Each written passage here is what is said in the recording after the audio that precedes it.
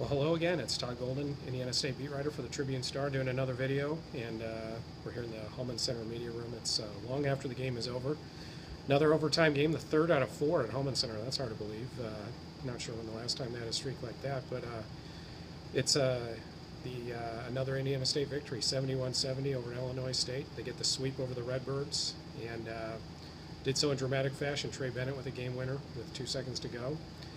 And Sycamores did a great job persevering through a tough last possession. There was a lot of times where things went wrong, and Bennett kind of took the bull by the horns and went to the drove the basket on what looked like it was going to be a loose ball and converted. So yet another example of the Sycamores showing that they have learned how to win. And tonight I think if there's a theme that can be taken away from it, there were several good things that happened tonight for Indiana State, but I think the overriding theme is how much respect the Sycamores gained.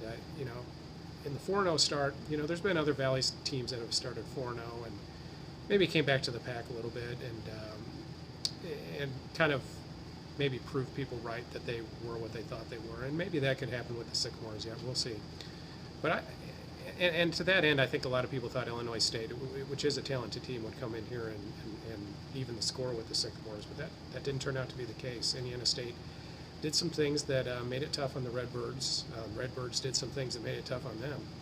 But just a great job kind of showing some moxie, showing some gumption, and in winning time, making some plays. And also away from winning time, too. The seeds of Indiana State's victory were sown early when Jay Kitchell defended Reggie Lynch very well, forced him into some mistakes. Lynch ended up with 5 turnovers. That's a lot for a big man, or anybody for that matter. But Kitch did a good job just frustrating him. He forced him to make a move a few times. When Lynch can't go directly to the basket, that's trouble for Illinois State, because he has a tendency to fumble the ball or turn it over or commit an offensive foul, which he did tonight. So that was one part of it. And Illinois State in general got into foul trouble. Lynch fouled out late in regulation. Mikhail McIntosh, who's a nice player for them, does a lot of different things. He fouled out, and then Devon Akun-Purcell, who didn't play in the matchup of a normal, who's going to be a player. He's a big guard, the kind of big guard you don't see in the Valley very often, but he fouled out early in overtime. So that certainly helped Indiana State's cause. But then, just not giving up and not getting intimidated by the runs Illinois State made at them. Deshaun Knight had a couple big buckets in the last minute of overtime that could have sunk Indiana State, but they responded with big baskets of their own. Christian Smith had a nice one-handed runner with about 30 seconds left to put Indiana State in the lead briefly. Knight hit another bucket, and then Bennett answered with the game winner. So a lot of good things tonight from the Sycamores. They forced 17 Illinois State turnovers, so another high turnover game. That means ISU forced 37 in the 2 games out of the Redbirds, so that's obviously a good thing. Illinois State had a significant rebounding advantage tonight. It was 46-28, including 18 offensive rebounds. That's a lot. And that was to be expected a little bit. Illinois State's a bigger team, and they can throw a lot of bodies in there. But, another positive thing for Indiana State is, just the continuing maturation of their first-year players. Brenton Scott had 13 tonight, and he's just been so consistent. He's hitting his shots. I think he's been between 8 and 13 in every Valley game so far, and that's obviously a welcome development. Bennett had 12 and just sees the floor so well. His assist to turnover, it was only 2-1 tonight, but he does some passes that that